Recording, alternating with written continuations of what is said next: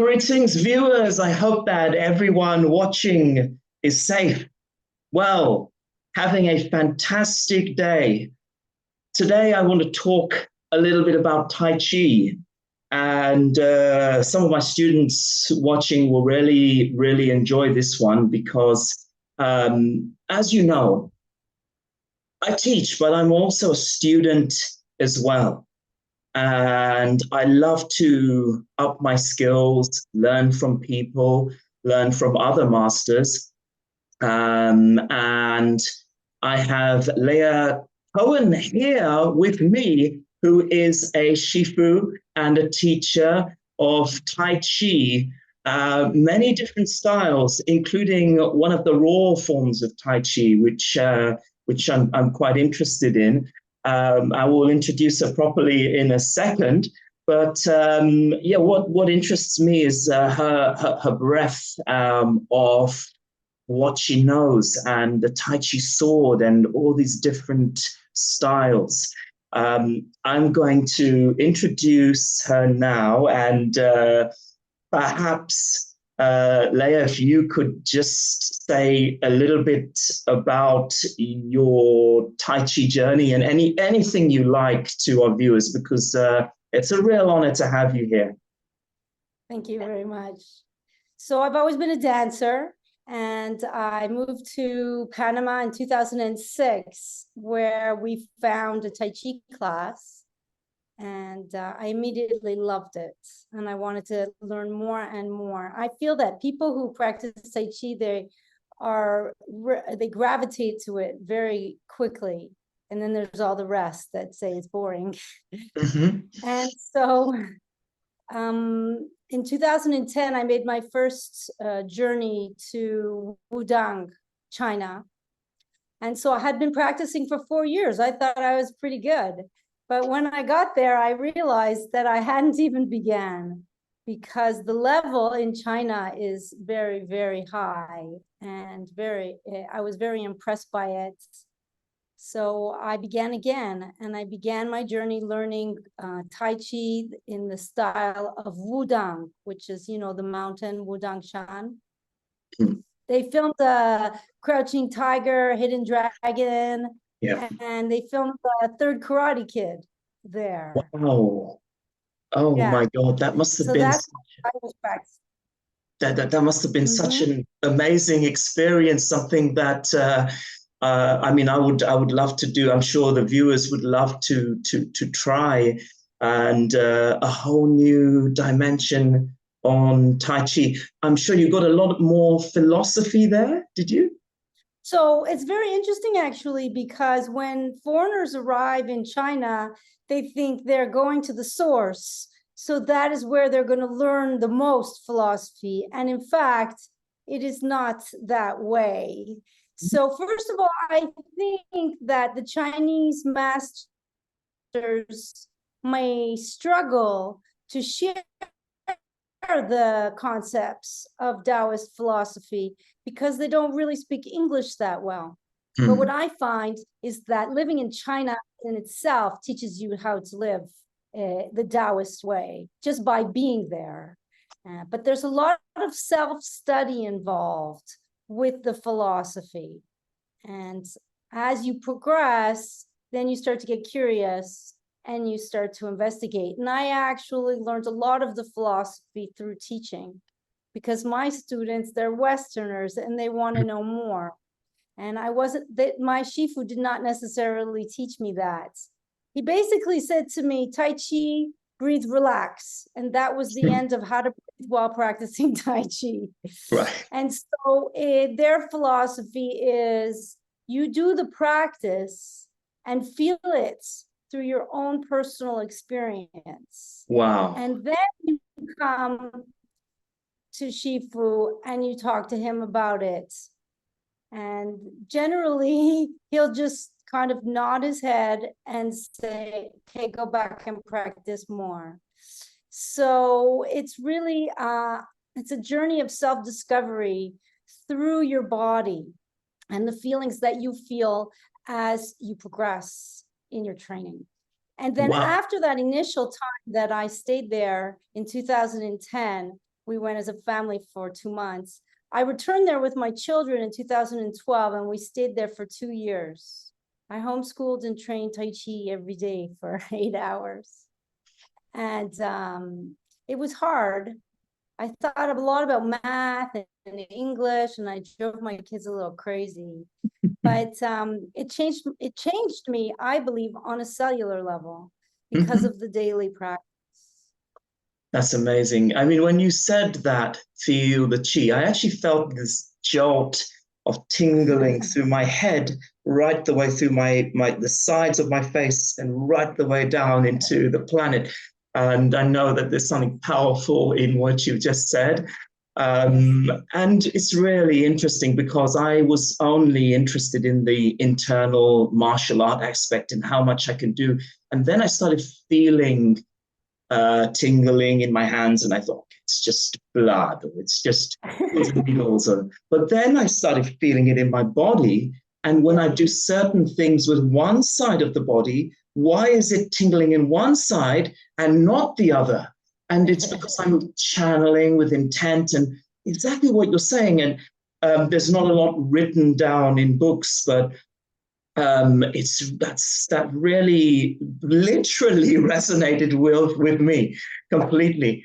I mean, for yourself, can you, as a master, and I see you that way, can you give something to a complete beginner watching this? Because perhaps we're talking a little high level. Is there anything that a complete beginner might be able to practice? Yes, of course. So I have learned that there are 3 stages to the practice. And the first stage is you need to prepare the body. A lot of people, they don't live in their bodies. They're not grounded. They don't know what the feelings are that their body is telling them. And through this initial practice as a beginner, they start to recognize different feelings and they start to feel more grounded. And even that alone might be, well, enough for some, or make a huge difference for a lot of beginners. And after you've been feeling into your body through the practice, then you will start to begin to feel the tingling and start to feel the chill. It takes quite a bit of time, with the third stage being the more spiritual stage. And then that's when maybe the students can start to do more self-study and progress into the philosophy behind the practice. A lot of students in the beginning aren't interested in that. They don't want to know the philosophy. They just want to do the movements, and that's okay too in the beginning. And for those who progress, then they'll get deeper into it. So I feel like, first of all, it's very important to just be patient. You know, we can discourage our students by telling them, well, maybe and give up, because as much as we may criticize our kids for all being hyperactive, I think as adults in our day and age, we are also a little bit ADHD and need instant gratification.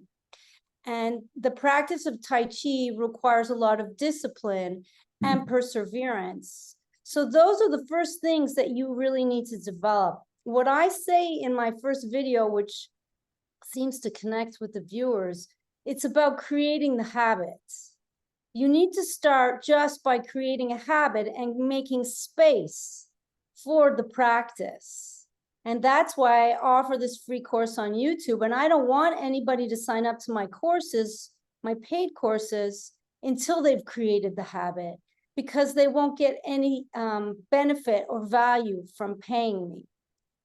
And then after they've created the habit, that's when they can start to progress into more interesting forms. Another thing about practicing Tai Chi that can be very difficult for some is it does require memorization. On YouTube, I do what's a sort of hybrid of Tai Chi, and I have to shout out to David Dorian Ross, who's my mentor and who started something called Tai Chi Fit, which is like Tai Chi Flow. And so you just follow me and we do repetitions on both sides. So what's interesting about that is people feel that they can do it. They feel a certain level of success. And that's what they really need. We're all little children in the end who need to feel, you know what I mean, that we've got the prize. I can do this. So many times people write to me and they say, I can do this. I tried it before and I couldn't. But it's because, so my Tai Chi course on YouTube is to help people to start forming their body, creating muscle memory, learning how to move in the ways of Tai Chi, so that later you can learn the forms, because people get very frustrated trying to learn a Tai Chi form. So it's important to differentiate between my beginner entry level Tai Chi course on YouTube, which based on Tai Chi. So we could call it Tai Chi drills, you know, and then going and learning a traditional Tai Chi form. And that is where it starts to become a little bit more complicated. But if they dedicate themselves and practice and work on memorization, they can succeed. You've raised some amazing points. Please check out Leah's videos on YouTube. Well, they're really good. I will put links in the description. And anything else, what you mentioned, the courses, the paid ones, the free ones, everything there, I'll put them all in the description for the viewers. Very, very good stuff. And the points, I think they're amazing points. When I first started teaching, well, actually, I didn't have anyone. I was saying, please, God, universe, I can do this. No, you're not going to get anyone. Sorry, it's not time. I've put out so much. No one wants to learn. Eventually, I got one. And that was good. I was so happy to have just one. But then I thought of teaching that one an 108 form. She didn't like it at all. No. So 108 form is not what you should teach anyone to begin with. I mean, you can break it into bits, but then I decided, well, look, maybe not everyone is as obsessive and disciplined, as you said, as some. So I find it, and I actually created, even an 8 form was too much, just 3 moves, a 3 form. And that was good for people. So you raised such a good point. I mean, everyone who would come in would say, can I have something that I can do straight away and just go off and practice? Okay, so this is a recurring theme. What do I do? Maybe some standing meditation, like a Janjong style posture, or just one move over and over and over again. And people would reap the benefits of that. I mean, such a good point. And in my head, I was struggling with that for so long and had to look at just Qigong rather than Tai Chi, just Qigong, or just one Tai Chi move and then add another 2. And then if they're ready, maybe 5 more and then 8 and slowly. And I understand. And it's interesting because when I started learning myself, I remember learning it like a karate kata, because I was so used to doing forms and visualizing opponents attacking me. But it's because you have to tune in and you hit the nail on the head. I love the way you put it, the cellular level. It changes you at the cellular level. I mean, would it be okay for you to talk a little bit about how, I know you're going on a bit of a trekking expedition. Is that to do with connecting with the planet and nature? Or is that just having fun? Well, do you mind talking a little bit about your travel? That's a whole other story. Yeah, I've always traveled. And so what I'm doing now is basically I've accumulated all my talents, and I owned a hotel in Honduras, and I managed the website, and I learned how to do websites. And so now I love to go to beautiful places and film Tai Chi videos for my students. So it makes it a more pleasurable experience for them, because many people spend a lot of time in an office, or they don't have the opportunity to travel. So this practicing Tai Chi with beautiful views, I feel, is very helpful to inspire them. But no, it doesn't have to really do with anything very spiritual, this world tour that I'm taking. It has to do with my children, and I've always been this way. I love to connect with people from all over the world and learn how they live. And so spending some time, I don't just spend a day or two, but I spend many months in different places. And this is, I guess, with Tai Chi, the Tai Chi philosophy mentions how we need to be upstanding citizens in our community. And what's most important is how we interact with our community. We can't interact with all the communities all over the world. We can only be where we are presently.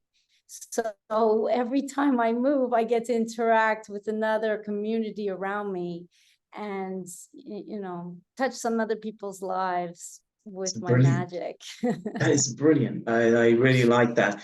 And I think it was your one of the quotes on your Instagram page. It was be bold, be silly, be strong, be confident, be brave, be fierce, and be you. And that's brilliant, because nothing should dampen the person you want to be. And well, that's another thing that, if I may, please. that through the practice of Tai Chi, I find there's a few things through the fact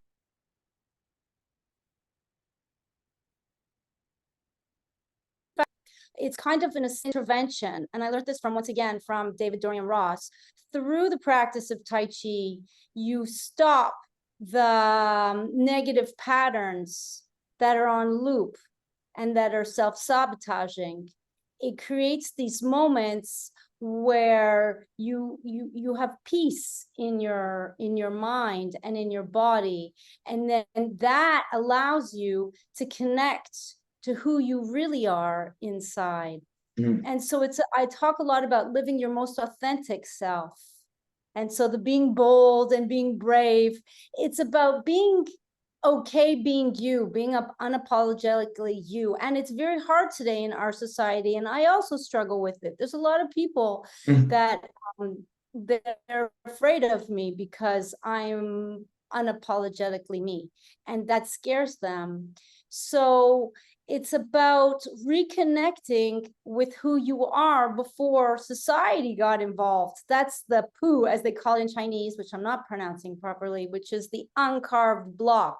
When you first came out as a baby, you were your most authentic self. And then they kept saying, no, no, no, no, don't do that, do this. And we forgot.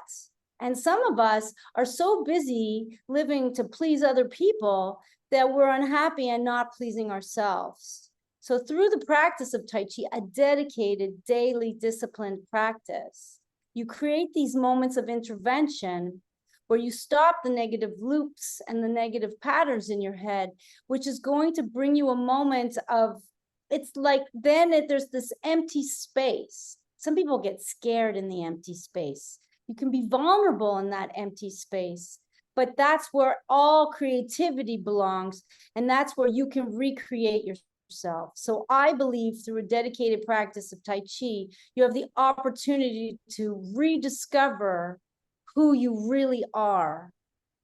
That's brilliant. I love the way you put it. And I've always believed in the power and the driving force of this world, evolution and change, and trying to become, as they say, the best version of yourself.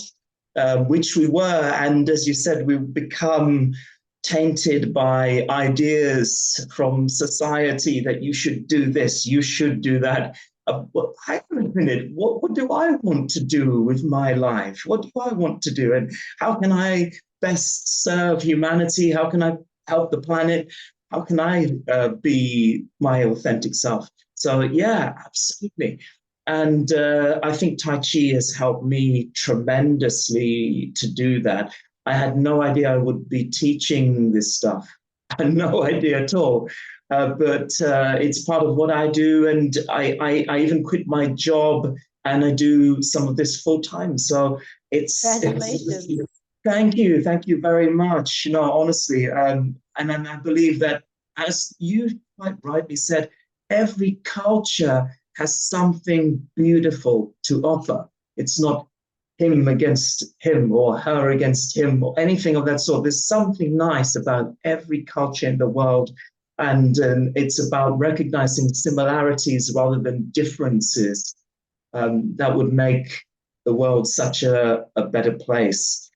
I really feel. I know, I think it's about recognizing that we're all human, because all cultures are different. And I love those differences. But we need to, you know, there's this attitude about, well, be like me. If you're not like me, then you're no good.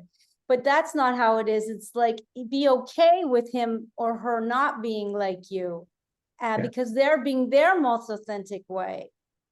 And I really enjoy that. Yeah, I'm completely on board with that. That is amazing. I mean, finally, I just wanted to ask just one last question, and it's just a personal one about the Tai Chi sword. For me, I mean, I've not practiced that so much, although I've learned one sword form, just one sword form, which I enjoy very much. But is there anything that you can tell the viewers and myself, my students, about the sword and the philosophy, maybe something about the philosophy behind the sword? Okay, well, I don't teach very much Tai Chi sword simply because of the modality, how I teach. It's hard for people to do it indoors. Oh, yeah. And I don't teach in a studio. I would love to teach the sword. What I can say about the sword and what my Shifu says is he insists that all his students learn to practice with the sword, because he says the sword is like an extension of your arm. So it will improve all of your forms through the practice of the sword, and it's well worth the effort to learn it. I adore all my sword forms. I've seen that. I've seen. Yeah, I think also what's important is that what I've realized is I know many forms. I know 12 or 14 forms.